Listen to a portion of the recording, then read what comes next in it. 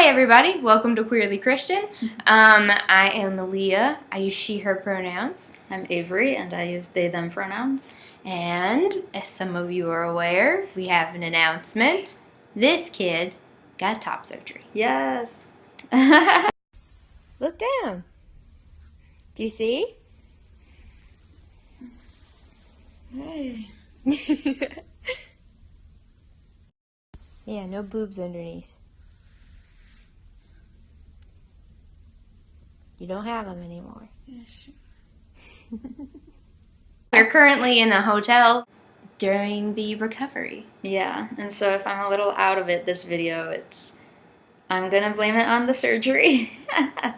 But I'm really happy. So yeah, we figured we would take this occasion to discuss a little bit about how our faith lives and being LGBT go together for us.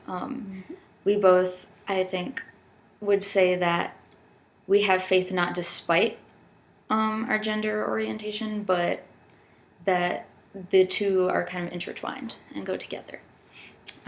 Leah's gonna start with the more like sexuality aspect of it. So I think the main impact that I have seen of my sexuality on my faith and on my worldview in general is that being part of a marginalized group has helped me empathize with other people. Growing up as a Christian in the South, a white person in the middle class, I didn't have to experience the same amount of difficulty and oppression that other people around me had to deal with. Mm-hmm. And so kind of going through all of this and seeing how being by being part of a marginalized community makes me feel and how it affects my life has made me more empathetic for the systemic evils and ills that come to other people of other marginalized groups. So it has helped me be more empathetic and understanding to things that I didn't really get before because I just didn't have to think about it. But it kind of opened me up to other people's experiences. It's also opened up my understanding of God and people.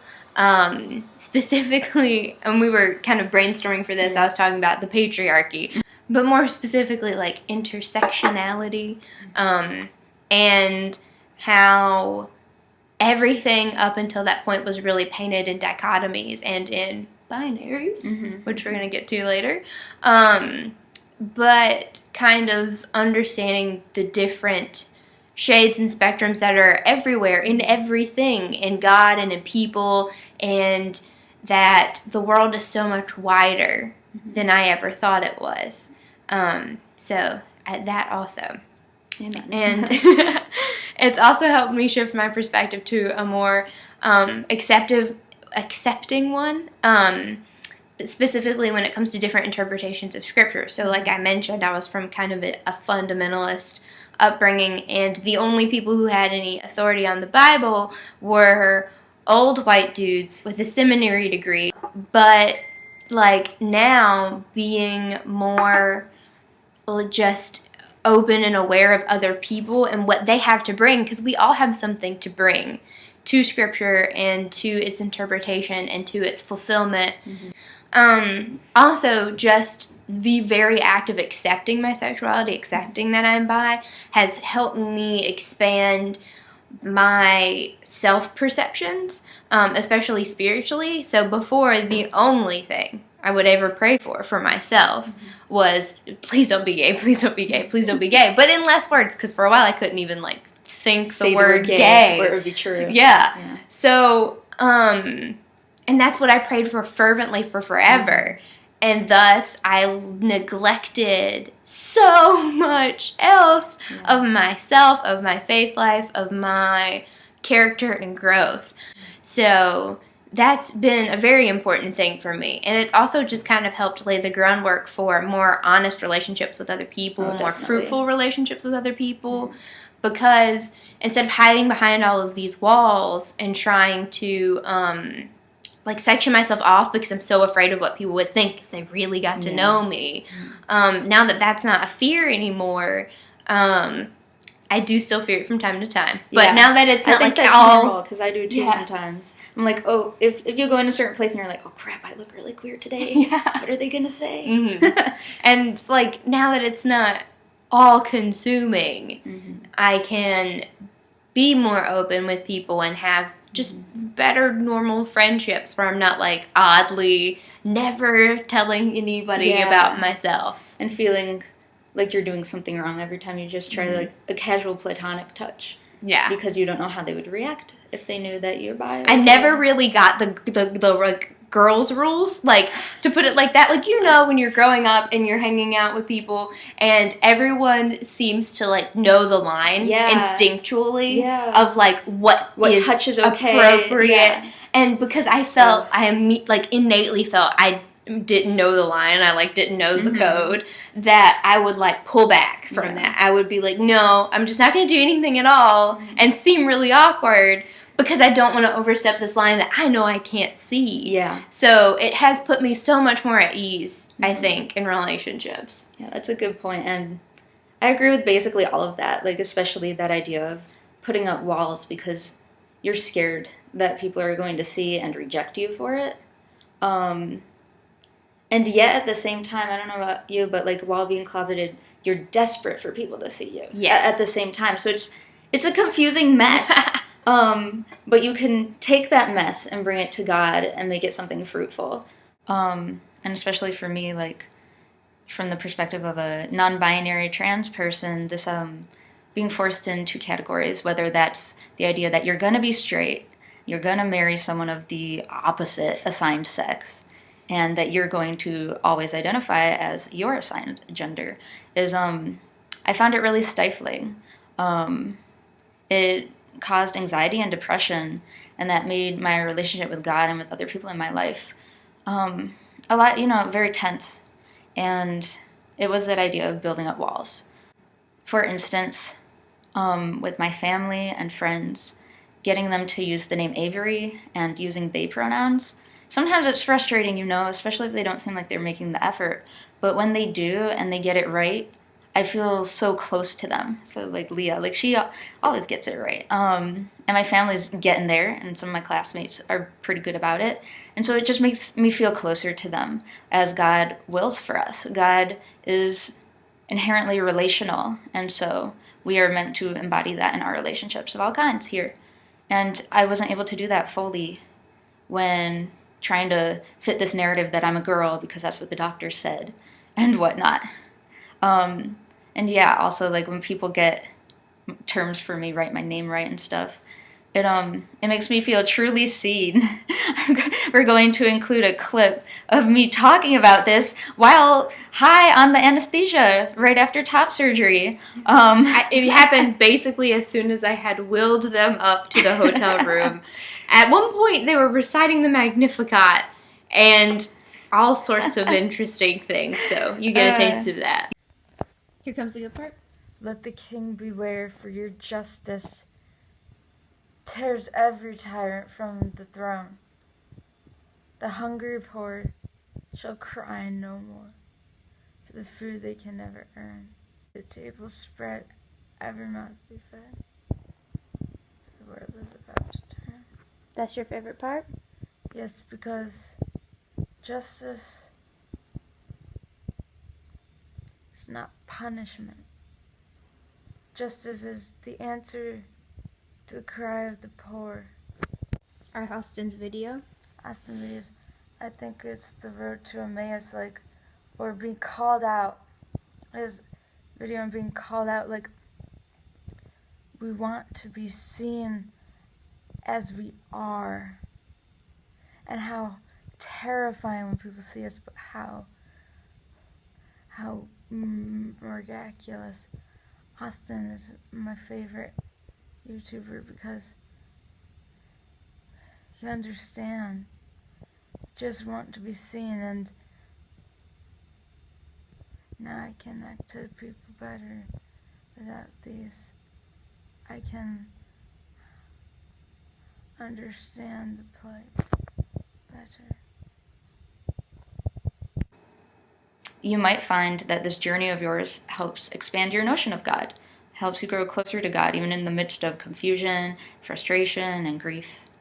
So, yeah. And then I wanted to talk a little bit about the medical aspect of this transition of mine, since I just got top surgery, right? And for me, it felt like a real necessity. Just because my anxiety, when I go out and I feel like my chest isn't flat enough, it feels like everyone's staring at me. I don't want to stay and have a conversation with people because I'm just so focused on my chest. And part of me is so annoyed by that, or has been. Now it's not a problem. And so for me, getting top surgery, I have a lot of hopes that it's going to really help my relationships with people, and give me the energy I need to bear good fruit in the world. And it's one of those things where it made me hard to really love and appreciate my body, in the way that I do think God longs for us to do, because our bodies are a good gift from God. And I love inviting God into my sense of euphoria when I feel really connected to my gender and that people are perceiving me the way I think I should be, that I have a right to be perceived as. And so it's really, there was a kind of coming out of high school, figuring out I was probably gay and not a girl, there was a dip in my faith, because I was terrified and confused and angry. But now it's on the rise again, because that's how faith works, You get stuck in these valleys for a while, and God guides you through into something better. And that's where I am right now, and I'm very excited about it because it means I can help other people grow closer to God. And there is just that, like, that level of seeing someone like you, and that, like, again, it's a euphoric feeling, being like, oh my gosh, I'm not the only person. Like, even though we have this blog, I have like one friend in real life who's bi, and we had this one long conversation one night, and it was the best thing ever. And I think I tweeted during the surgery, during the waiting room, I was just like hanging out, listening to Kesha on my laptop, which, y'all, her new music, listen, it's amazing. I was just sitting there chilling, and there were other trans people in the waiting room waiting for their various appointments and things. And it was so, like, every single patient at the cosmetic place was trans. It was just really, I don't know, and hopeful, helpful, healing. I'm just naming words. But it was just a really cool experience to just, like, be sitting there with them, hanging out, like, it was awesome. And I have no memory of this except watching the video that she recorded, but Leah was telling me about these other trans people in the waiting room. And, like, while I was still very much out of it, I was very excited to hear, like, they get to be happy too. They're getting this too, because I just really went through it, like, and I know what it means.